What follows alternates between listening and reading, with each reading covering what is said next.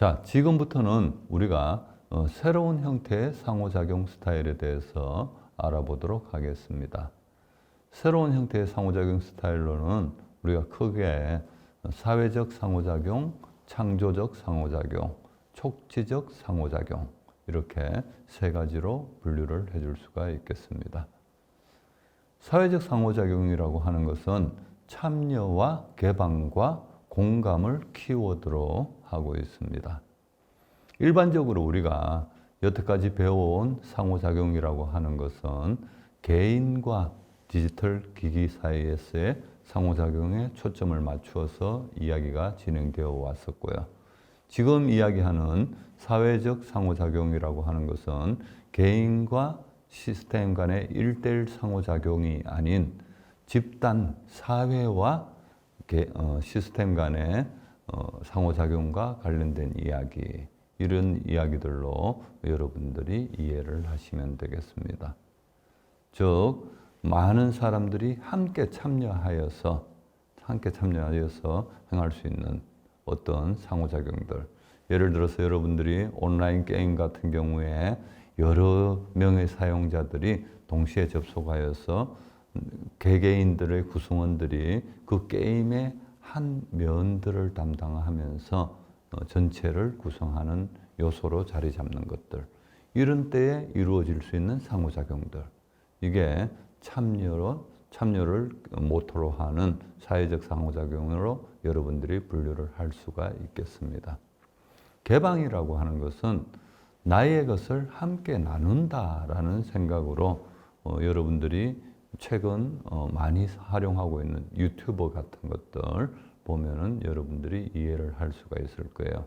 예를 들어서 나만 알고 있는 음식을 조리하는 방법들, 이거를 개방을 하여서 다른 사람과 함께 나눔으로써 우리가 상호작용을 할 수 있도록 해주는 방법들, 여러분들이 컨텐츠를 업로드하고 그것을 본 사용자들이 거기에 대한 반응들을 기술을 하고, 그러면 여러분들은 그 반응들을 또다시 반영하여서 다른 어떤 행위들을 해나간 이러한 것들이 개방과 관련되어져 있다라고 여러분들이 생각하시면 되겠고요. 마지막으로 공감과 관련된 내용들이 존재하겠죠. 사회적 상호작용에서의 공감이라고 하는 것은 결국은 많은 사용자들이 비슷한 생각과 결론에 도달하게 된다라는 그러한 관점에서 이루어지는 상호작용으로 여러분들이 생각을 하시면 되겠습니다. 이를 우리는 사회적 상호작용이라고 이야기를 하고 있습니다. 다음으로는 창조적 상호작용에 대해서 알아보도록 하겠습니다. 기존의 상호작용이라고 하는 것은 어떤 컨텐츠가 만들어져 있을 때에 사용자들은 단순히 이 컨텐츠를 활용하기 위해서 시스템과 상호작용을 이루어내는 것을 여러분들이 많이 보아왔을 것입니다. 하지만 창조적 상호작용이라고 하는 것은 단순히 기존에 만들어진 서비스나 컨텐츠나 시스템을 이용만 하는 것이 아니라 스스로 만들어내는 상호작용을 우리는 창조적 상호작용이라고 이야기를 한다. 이렇게 여러분들이 기억을 하시면 되겠습니다. 예를 들어서 사용자가 어떤 제작자의 작품에 자신의 감상평을 남긴다거나 하는 식으로 반응을 하는 것들, 이런 것들이 하나의 상호작용으로 볼 수가 있을 거고요. 그리고 제작자 또한 사용자들의 의견을 파악을 해가지고 그 의견을 반영해서 또 다른 창작을 해나가는 과정들, 이러한 것들도 하나의 상호작용으로 우리가 이야기를 할 수가 있을 것입니다.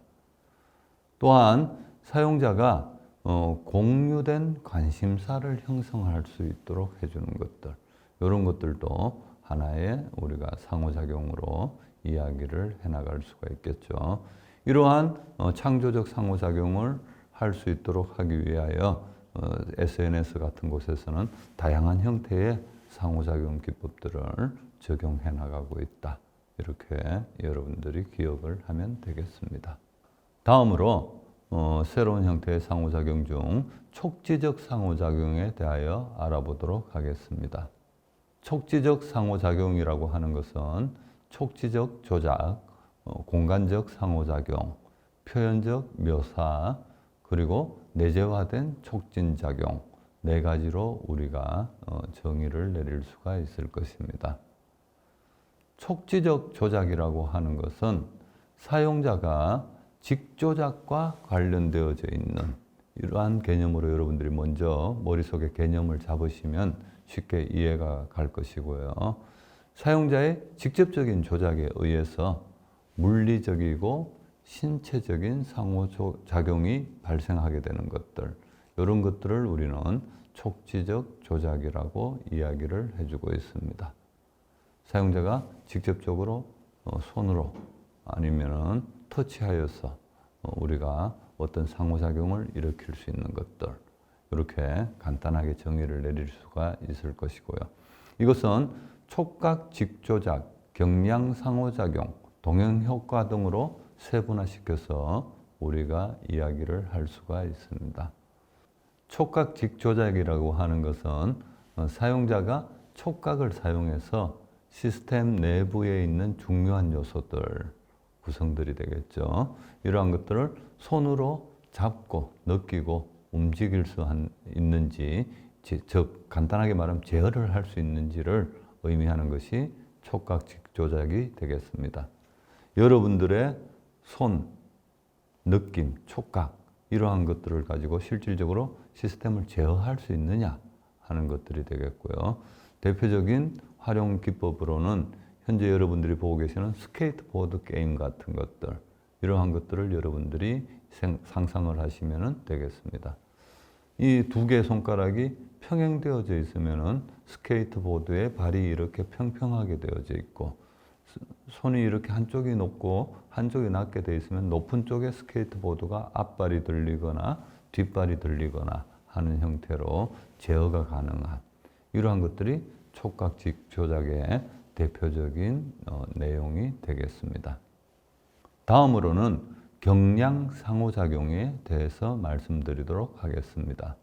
경량 상호작용이라고 하는 것은 사용자가 단계별로 점진적으로 상호작용을 할 때에 그에 따라서 즉각적으로 피드백을 받을 수 있는가.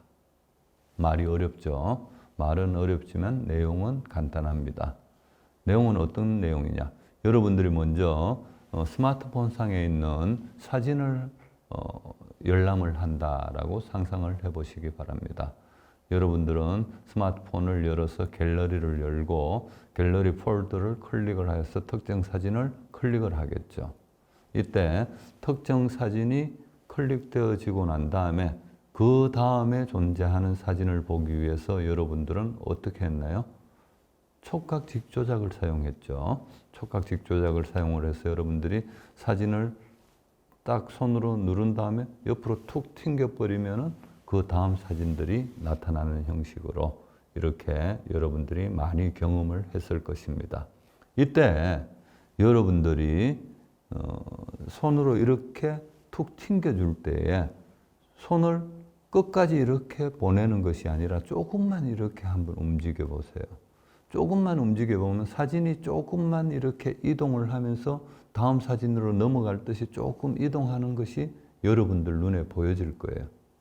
그러다가 다시 손을 놔 버리면은 이 사진은 원상태로 돌아오게 될 거고, 여러분들이 손을 놓지 않고 이 손을 좀 더 강하게 밀어버리면은 다음 사진이 나타나고, 이러한 과정들을 여러분들 눈으로 바로바로 확인을 할 수가 있을 거예요.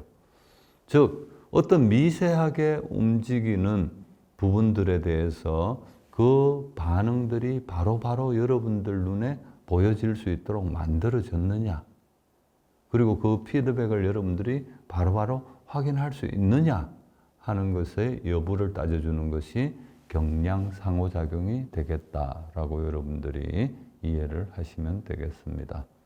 즉, 여러분들이 현재 가지고 있는 대부분의 스마트폰 갤러리에서는 이런 경량 상호작용의 기능을 충실히 이행하고 있다. 이렇게 여러분들이 생각을 하시면 되겠고요. 다음으로는 동형 효과에 대해서 말씀드리도록 하겠습니다. 동형 효과라고 하는 것은 사용자의 행동에 대한 시스템의 반응을 실제 세상과 마찬가지로 이렇게 발생하도록 해주는 것들, 이런 상호작용을 우리는 동형 효과라고 이야기를 합니다. 예를 들어서 여러분들이 늘상 활용하는 촉각직조작 중에서 어떤 것들이 있냐 하면은 여러분들이 어떤 화면들을 보고 있을 때, 인터넷 탐색을 한다거나 보고 있을 때 글이나 그림들이 작아가지고 이것을 확대하고 싶다라고 할 때는 여러분들은 손가락 두 개를 가지고 이렇게 쭉 넓게 펼쳐지는 이러한 조작을 해본 기억이 있을 것입니다. 반대로 여러분들이 이렇게 쭉 좁혀주는 이러한 조작들도 해본 적이 있죠. 축소할 때. 이러한 것들이 동형 효과죠. 여러분들의 손이 이렇게 쭉 벌어지면서 넓어지면서 확대가 된다거나 아니면 여러분들의 손이 이렇게 쭉 줄어들면서 좁아지면서 축소가 된다라고 하는 것들, 이러한 것들이 모두 다 동형 효과에 해당한다라고 여러분들이 기억을 하시면 되겠습니다. 이런 식으로 촉각 직조작, 경량 상호작용, 그리고 동형 효과와 관련된 내용들, 이런 부분들을 포함하고 있는 것이 촉지적 조작에 해당한다라고 여러분들이 기억을 하시면 되겠습니다. 다음으로는 공간적 상호작용에 대해서 알아보도록 하겠습니다. 공간적 상호작용이라고 하는 것은 상호작용이 일어나고 있는 공간에 의미를 부여하는 거죠. 이런 공간의 의미를 적극적으로 활용하는 상호작용, 이러한 것이 공간적 상호작용이 되겠습니다. 이런 공간적 상호작용을 또 세분화하면은 내재적 공간, 전체적 상호작용, 신체적 소통, 이렇게 우리가 세 가지로 초점을 맞출 수가 있는데요. 내재적 공간이라고 하는 것은 현재 사람과 상호작용하는 대상을 의미 있는 장소에서 만나는 상호작용, 이렇게 여러분들이 기억을 하시면 되겠습니다.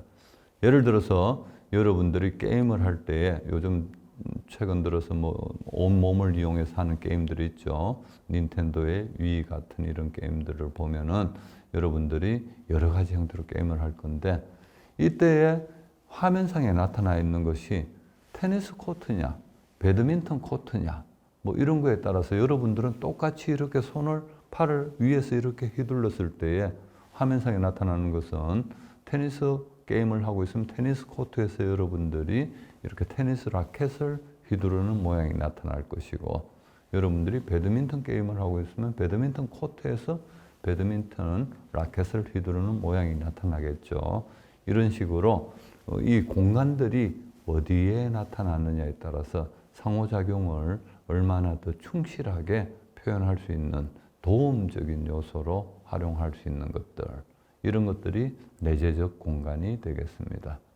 즉, 다시 한번 이야기를 하면은 사람과 상호작용하는 대상을 장소에 따라서 어떤 의미를 부여를 할 때 일으키는 상호작용, 이렇게 여러분들이 정의를 하면 될 것이고요.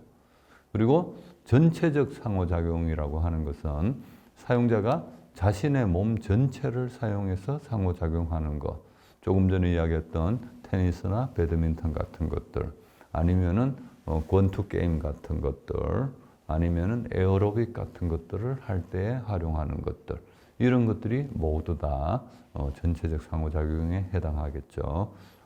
게임기나 아니면 텔레비전 같은 곳에서 카메라 장치를 탑재해 가지고 사용자들의 움직임을 분석한 다음에 사용자가 어떤 상호작용을 원하고 있구나 하는 것들을 판단하는 데 있어서 사용자의 신체 전체를 활용하는 것들, 이런 것들이 전체적 상호작용이다 라고 여러분들이 기억을 하시면 되겠습니다.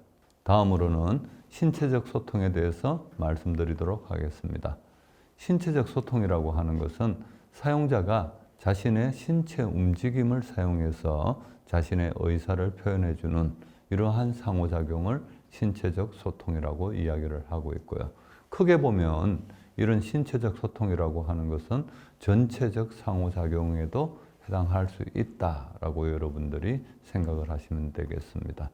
예를 들어서 사용자가 자신의 의사를 표현하기 위해서 눈 깜빡임만을 활용하여서 사용한다거나 아니면은 손가락만을 움직여서 자신의 의사를 표시한다거나 아니면 온몸을 움직여서 자신의 의사를 표현할 수도 있겠죠. 이럴 때는 신체적 소통이 전체적 상호작용의 일부분이 될 수도 있고 그렇지 않을 수도 있고 그거는 이제 분류하기에 따라서 일어날 수가 있을 것입니다. 어찌되었건 공간적 상호작용이라고 하는 것은 이렇게 내재적 공간, 전체적 상호작용, 그리고 신체적 소통 이 세 가지 관점에서 상호작용이 얼마나 적극적으로 일어나고 있는가 하는 것을 따져주는 것이 공간적 상호작용이 되겠다라고 여러분들이 정의를 내리시면 되겠습니다. 다음으로는 표면적 묘사에 대해서 이야기를 하도록 하겠습니다. 표면적 묘사라고 하는 것은 디지털 시스템에서 상호작용의 대상을 사실적으로 표현하는 상호작용을 이야기를 해주고 있습니다. 예를 들면 여러분들이 흔하게 볼 수 있는 로드뷰 같은 것들, 지도 서비스에서 로드뷰 같은 것들을 우리가 이야기를 할 수가 있겠죠. 이런 표면적 묘사에 해당하는 것은 또 세부적으로 우리가 중점 표현과 외제화와 지각된 매핑 이 세 가지로 우리가 관점을 나누어서 이야기를 하고 있습니다. 중점 표현이라고 하는 것은 디지털로 표현된 대상이 실제 세상에서의 경험이나 지식에 비추어 보았을 때 나름대로 의미 있게 묘사되는 것이라고 정의를 내릴 수가 있습니다. 의미 있게 묘사되는 것이라고 하는 것은 사용자들이 판단하였을 때 디지털로 표현된 대상만 보더라도 실제 세상을 유추할 수 있을 정도가 된다거나 아니면은 사용자들의 사용 용도에 따라서 어떤 자료로 활용할 수 있을 정도의 품질을 가지고 있다라거나 하는 것들을 의미를 하게 될 것입니다. 어찌되었건 여러분들이 처음 가보는 길들을 검색을 한다거나 아니면 내가 찾는 건물이 어디에 있다거나 하는 것들을 알아보기 위해서 여러분들은 포털 사이트에 있는 지도 서비스 그리고 로드뷰 서비스들을 활용해 본 그런 경험들을 떠올려 보시면 중점 표현의 의미를 쉽게 느끼실 수가 있을 것입니다. 다음으로는 외제화와 관련된 이야기를 진행하겠습니다. 외제화라고 하는 것은 사용자가 생각하고 이야기하고 행동하는 것을 공유할 수 있는 구체적인 대상을 시스템이 제공하는 것을 이야기를 하고 있고요. 그리고 지각된 매핑이라고 하는 것은 시스템 내에서 디지털적으로 표현하는 것과 실제 세상의 모습이 얼마나 충실하게 매핑되는지를 의미하는 그러한 용어로 여러분들이 정의를 내리시면 되겠습니다. 즉, 표면적 묘사라고 하는 것은 중점 표현, 외제화, 지각된 매핑 이 세 가지 요소들로 구성되어져 있으면서 이 세 가지가 모두 다 얼마나 사실적이고 공유할 수 있는 대상을 제공을 하고 있는 것인지 그리고 정확하게 일치하고 있는 것인지 충실하게 매칭되는지 이러한 관점에서 여러분들이 판단을 해주시면 되겠습니다. 물론 이런 표면적 묘사가 유용하게 응용되는 서비스들도 있을 거고 그렇지 않은 부분들도 있을 건데 필요에 따라서 여러분들이 취사 선택하여서 활용을 하시면 되겠습니다. 다음은 내재화된 촉진에 대해서 말씀드리도록 하겠습니다. 내재화된 촉진이라고 하는 것은 사용자의 행동을 촉진 또는 허용하거나 금지 또는 제한하는 상호작용을 이야기를 하고 있습니다. 이런 내재화된 촉진 또한 실질적으로 사용자 개인과 시스템 사이에서의 1:1 상호작용보다는 다수가 함께 활용하는 어떤 서비스나 콘텐츠를 응용할 때에 사용하는 이러한 상호작용에서 주로 사용한다라고 여러분들이 생각을 하시면 되겠습니다. 이런 내재화된 촉진은 또다시 내재화된 제약사항, 다중접속점, 그리고 맞춤형 표현, 이렇게 세 가지로 우리가 세분화할 수가 있을 것이고요. 이 중에서 내재화된 제약사항이라고 하는 것은 시스템이 사용자의 행동을 미세하게 조절해서 사용자 간에 협업을 하도록 유도하는 상호작용이라고 정의를 내릴 수가 있습니다. 즉, 서두에 말씀드린 바와 같이 1대1 상호작용보다는 다수가 함께하는 상호작용에서 이때 협업 또는 어떤 공통적인 게임을 진행한다거나 아니면은 공통적으로 어떤 일들을 협업을 해나간다거나 할 때에 한 명이 너무 과격하게 어떤 제어를 해나가게 되면은 상대방에게 그 영향을 끼쳐서 협업이 유지되지 않을 때에 이런 내재화된 제약 같은 것들을 가함으로써 시스템이 사용자의 움직임에 제약을 가하거나 적절한 제어를 가하거나 하는 형식으로 활용되는 것이 내재화된 제약사항으로 여러분들이 생각을 할 수가 있을 것입니다. 또한 다중접속점이라고 하는 것은 모든 사용자가 현재 어떤 일이 진행되고 있는지를 여러 각도에서 동시에 볼 수 있고 그 대상에 직접 조작을 가할 수 있도록 해주는 상호작용이 되겠습니다. 여러 명의 사용자들이 동시에 사용하는 상호작용에서 활용된다라고 말씀을 드렸듯이 여러 명의 사용자가 하나의 모니터를 통해서 현재 제공되고 있는 서비스를 활용할 수도 있겠지만 각자의 집에서 자신만의 모니터를 가지고 자신만의 키보드와 제어 장치들을 가지고 현재 서비스를 함께 활용하고 있다라고 한다면은 각각의 사용자들은 자기 자신이 어떤 특정한 각도로 현재 서비스를 관찰하고 싶다라는 욕구가 있을 때 자신만의 인터페이스 장치를 가지고 제어를 하려고 할 것입니다. 이때 다중접속점이라고 하는 이러한 상호작용 기법들을 적용함으로써 각자의 사용자들에게 모두에게 다 자신이 희망하는 각도에서 동시에 볼 수 있는 그러한 기능들을 제공해주는 상호작용, 이런 상호작용이 다중접속점이다라고 여러분들이 기억을 하시면 될 거고요. 그리고 맞춤형 표현이라고 하는 것은 시스템에서 표현하는 방식이 사용자의 일상생활 경험과 일치해서 사용자가 일상생활에서 습득한 지식이나 기술을 효과적으로 활용할 수 있는 상호작용, 즉 사용자의 경험, 일상생활, 여기에서부터 나온 내용들, 이러한 것들에 맞추어서 사용자가 적극적으로 활용할 수 있도록 해주는 방법들을 우리는 맞춤형 표현이라고 이야기를 한다라고 여러분들이 기억을 하시면 되겠습니다. 오늘 여러분들은 다양한 상호작용 방법에 대해서 학습을 하였습니다. 상호작용의 행위와 스타일에 대해서 여러분들이 학습을 하였고, 그리고 새로운 형태의 상호작용과 기존의 상호작용에 대해서 차이점에 대해서도 학습을 하였습니다. 또한 디지털 기기 또는 서비스를 구현할 때에 우리가 어떤 상호작용을 적용을 하면 보다 효율적으로 사용자와 상호작용이 가능할까에 대해서도 학습을 하였습니다. 오늘 우리가 학습한 다양한 형태의 상호작용들은 지시하기, 대화하기, 탐색하기, 조작하기, 위임하기 등의 행위에 대해서 명령어, 대화형, 메뉴형, 직조작, 지능형 대리인 형태의 스타일들이 활용됨을 우리가 확인하였습니다.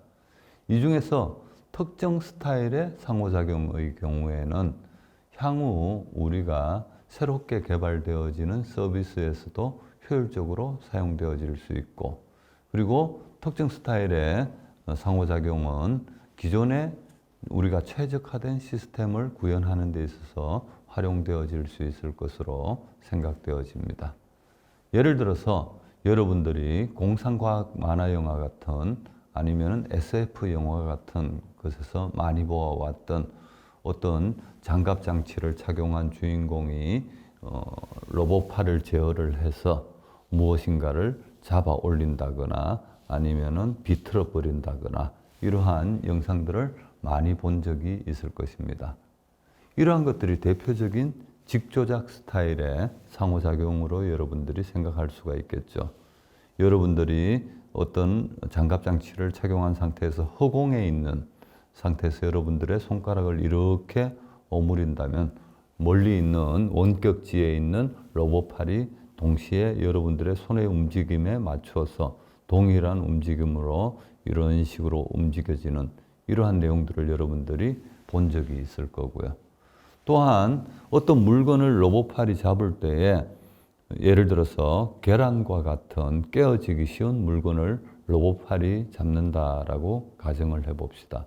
여러분들이 직조작 스타일로 로봇팔을 제어를 해야 하는데 여러분들이 조금 심하게 잡으면 계란이 깨어질 거고 여러분들이 꽉 잡지 않고 제대로 잡지 않고 너무 약하게 잡으면 계란을 들어 올 수가 없는 이러한 형상들이 발생할 경우도 있을 것입니다. 이런 때에 직조작 스타일을 정확하게 그리고 효율적으로 활용하게 된다면은 적절한 힘의 제어 같은 것들도 가능해질 수 있을 것으로 판단이 되어집니다. 이러한 직조작 스타일의 상호작용뿐만이 아니고 명령어, 대화형, 메뉴형, 지능형 대리인 스타일의 다양한 스타일의 상호작용들도 각각의 용도에 맞추어서 여러분들이 선택을 할 때에는 임의의 상호작용을 아무렇게나 선택하는 것에 비해서 보다 더 효율적인 경험들, 최적의 경험의 제공이 가능해질 것으로 생각합니다.